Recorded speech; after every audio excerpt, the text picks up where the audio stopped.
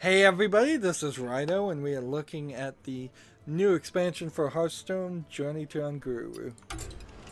Unguru, if I can pronounce it right. So to see the cards right now, we go into crafting and then we click on Unguru here. And last time we looked at the mage cards, and this time we are going to look at the paladin cards. So the first card they are adding is a 1-mana spell called Adaption, which oddly enough adapts a friendly minion. Now the problem now, we've been through 3 character classes of cards, and I've looked at all of them, and I still don't know what adapt actually does. And I don't think I'm going to know what adapt does until these cards are actually playable and I have some of them. So it's gonna do something. It's gonna be kind of cool at the very least, but it may be great. It may be amazing. And until we know, we really just don't know how good it's gonna be. We know we're almost certain it's gonna be good. We just don't know how good. Next card we have is a 1-mana spell called Lost in the Jungle. Summon 2 1/1 Silverhand recruits. What is this animation of? It seems like it's a paladin getting tied up by a living plant of some sort. Some of these pictures, I really wish I could zoom in on them more. It's just let me right click again or double click on the picture and just go full screen with it. That would be nice. So, like, on your first turn, summoning 2 1/1 Silverhand recruits is actually a great card. It's good by itself. It gives you a decent number of options. Instead of giving you a 2/2 creature that might get killed by a trap or killed by an enemy, you've got 2 1/1 creatures, which is slightly more of an advantage. They're Silverhand recruits, so there are other cards that will give your Silverhand recruits +1/+1, and there's another card that will give any 1 health or 1 attack creatures Divine Shield. And then there is a strategy that will take Divine Shields away from characters that have Divine Shields and increase the attack of that character. So there's a lot of synergy with the Silverhand recruit. It is also the Paladin's default hero ability is to summon a 1/1 Silverhand recruit. So that's probably going to get a lot of play if I was to guess. Next card we have is the quest card, the 1-mana spell that's legendary. That's what the dragon means. The last of the Kalidosaur. That's the Kaleidosaur. I don't know how you pronounce that. And I probably never will. Quest, cast 6 spells on your minions. Reward Galvadon. And we don't know what Galvadon is, so we don't know if it will automatically summon Galvadon or if it just puts it in your hand. That's true with all the quests so far, is we just don't know exactly how they're going to play out.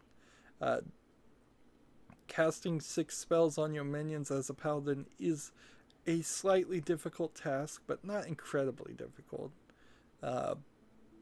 Some of the other quests seem to be a little bit more difficult, and some of them seem like they might be insane to pull off, and this still might be insane to pull off in practical application, so we'll have to see.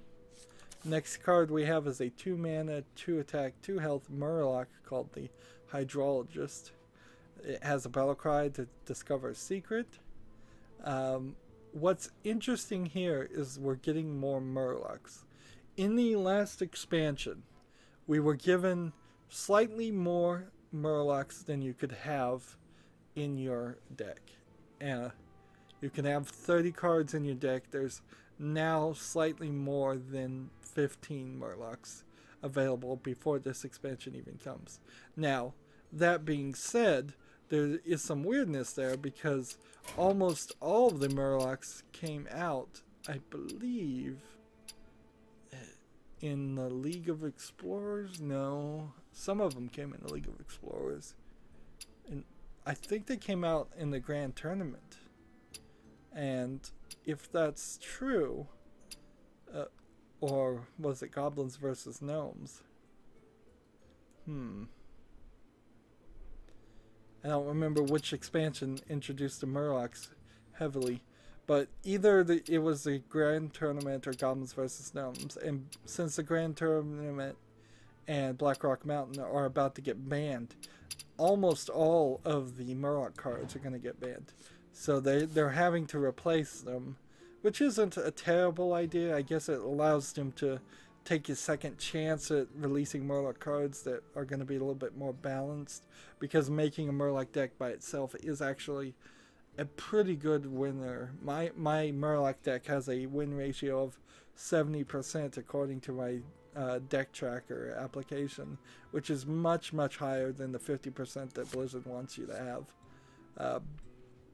So I'll be sad to see my Murlocs get banned to the wild play, but it probably has already happened. But I'm glad they're at least sticking to Murlocs, because for a while there it seemed like they were going to just ban them all and get rid of Murlocs, and it seemed like they had just introduced them and then they were getting rid of them. Moving on, we have a 2-mana, 1-attack, 2-health Murloc again, called the Primafin Champion. It has a death rattle. Return any spells you cast on this minion to your hand. Interesting. That's a new concept.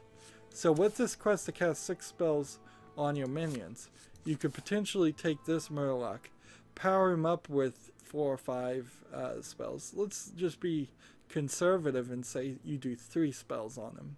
He dies. You play a different character or another copy of him. You play those same 3 spells. He dies again. You get those spells back, and you've completed the quest. So there is some synergy and some strategy that could be played there.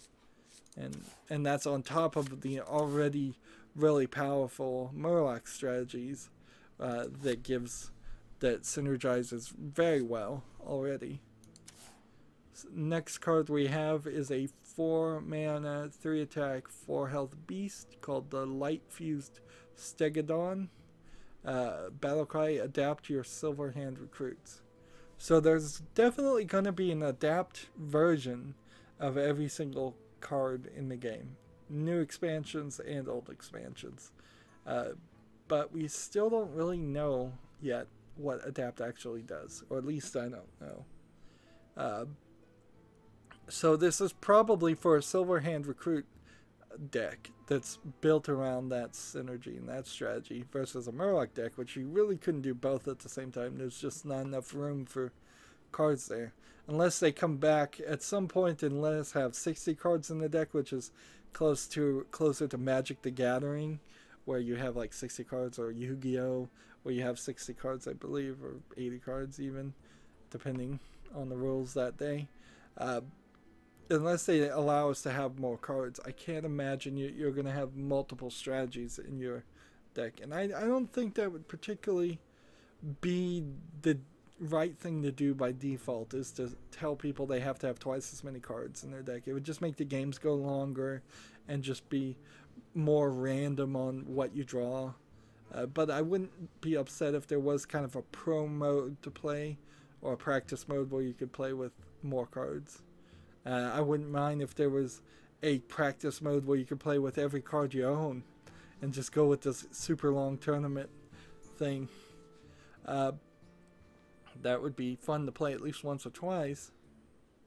So yeah, if you're playing Silverhand Recruits, I can't see why you wouldn't want to play this. If you're playing a Beast deck under the Paladin, I don't know why you would play a Beast deck under the Paladin.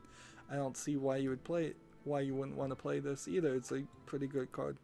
Interesting. That the weirdest part about this is the fact that it's a beast under the Paladin, because I don't think there are that many beasts under the Paladin, and only the Paladin. Beasts are usually the hunter character. So yeah, I'm confused about that more than anything else. Moving on, the next card we have is a 6-mana spell called the Spike Ridged Steed. Give a minion +2/+6 and taunt. When it dies, summon a Stegodon. What is the Stegodon? Well, it may be this Stegodon, or it might be a different Stegodon. I bet there's going to be more than one Stegodon. Or it might just be a random Stegodon, because it just says a Stegodon, and we have seen cards in the past summon several different types of cards that have the name Stegodon, or something like that in the name. This card would work well with this card because you'd get it back. It's kind of expensive at 6 mana to just give 6 health and taunt, but it also, with its other abilities of giving +2 health and summoning a Stegodon, is probably a decent way to turn the tide of a mid-game or late-game potential loss. If something is out there that can do a 6, 7, or 8 or more damage to your characters, playing this might stop them and help you regain the tide of victory. Next card we have is a 6 mana, 3 attack, 7 health creature. That's a pretty low attack, called the Sunkeeper Terram. It has taunt and a battle cry to set all other minions' attack and health to 3. Now by default, that's not super useful. Like most cards, like this would be rounded down to 3, 3/3. But if you're playing Silverhand Recruits and you have 6 other Silverhand Recruits on the field and you play this, you've then tripled their attack potentially because they're just 1/1s. And so I could definitely see playing this in a Silverhand Recruit deck. It's pretty good even by itself, although it does have a rather low attack. For a 6 turn to have 7 health and taunt still isn't too bad. So nothing wrong with that legendary card. Well, you could probably do some tweaking and make 2 or 3 different variants of this card actually. I could imagine you could make a 6 mana, 4 attack, 7 health that does something different as its special ability, or you could do a 6 mana, 4 attack, 6 health, and it does a little bit less, or you could do a 6 mana, 2 attack, 8 health with taunt that does something different. It seems like there's a lot of different variations to something like that you could do, and it would still be on the line as far as the power curve. Next card we have is a 7 mana, 4 attack, 3 duration weapon. This is the first weapon we've seen expanded in the new expansion at all, which is not super surprising because they really haven't done anything with the weapons. In fact, the Blizzard was complaining about people using the weapons, and they said they didn't make them right, and so they banned a bunch, I believe, or they're planning on banning a bunch and trying to start over with it. The idea of the weapons in the game is already there, so they can't really get rid of it, but I would like to see them work their way to actually using it so that every single character has at least 1 or 2 weapons that they can have in their deck, which it doesn't really feel like the mage has 1 or 2 weapons that you'd want to play. Maybe for the hunter and maybe for the paladin you could find 1 or 2, but a lot of them not really. I don't think the warlock has any weapons. I'm not sure the shaman has very many weapons or any weapons. So I would have liked to see, if they're going to do 1 weapon here, they would have at least tried to balance it out and give 1 weapon to everybody, but they haven't done that so far. So you can attack 3 times with the 3 durability and do 4 damage each time you attack. And if you attack a creature with a weapon, in case you don't know, then whatever that creature's attack is done to your hero. After your hero attacks, summon 2 1/1 Silverhand Recruits. So this weapon actually synergizes quite nicely with this card, because those 1/1 Silverhand Recruits after the fact would be turned by the battle cry into 3/3s. But here's the problem. You do this on your 7th turn, 8th turn, 9th turn, or even 10th turn. You're going to have to wait at least 1 turn anyways to play this. So I could see doing this on your 7th turn, attacking, getting 2 1/1 Silverhand Recruits, and then on your 8th turn getting 2 more, so then you'd have 4 1/1 Silverhand recruits, and then you could play this and turn them into 3/3 Silverhand recruits, and you would have done 8 damage with this, and then you would have 4 things that do 3 damage, which would do another 12 damage. So you're talking potentially in over the course of 2 turns doing 20 damage, which might all be to the face or might be to other characters. So there is a strategy there. It's not as obvious, and it only really synergizes with Silverhand recruits though, so I'm not sure you would want to play this if you're not planning on having a bunch of Silverhand recruits. Which the quest was what? Cast 6 spells on your minions, and we haven't seen enough cards that are new that work towards that. The final card we have here is an 8 mana spell called Dino Size. Set a minion's attack and health to 10.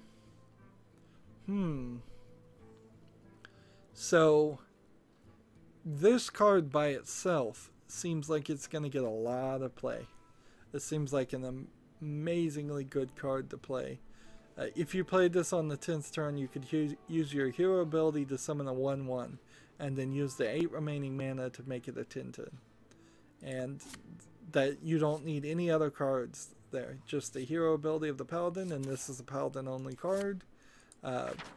They've kind of gotten rid of the Cabal idea that was in the previous expansion, which it actually would have helped a little bit if they had included that back into these cards, because some of these cards that I've seen so far look like they would be a lot more useful if they weren't limited to the specific character class that they're limited to.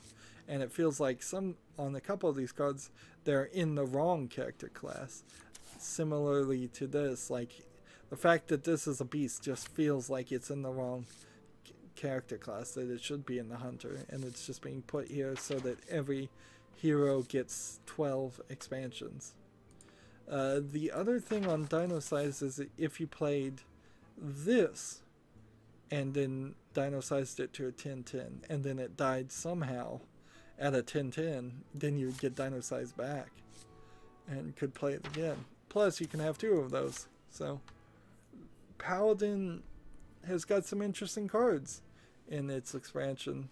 Not greatly interesting though, and I still think all the quests feel like they are close to impossible, and I'm not sure very many people are going to end up playing them in the long run, and we still don't know about adaption. But that's it for Paladin. Next time we will look at Priest, halfway through of the 9 characters, or almost halfway through. I guess you can't divide 9 in half easily. If you're watching live, please stay tuned. Otherwise, as always, I ask you to like, share, subscribe, comment, and watch every second of my videos. If you want to friend or follow me on basically any social media sites, there's a whole bunch of links down below. Thank you for watching. Have a good evening.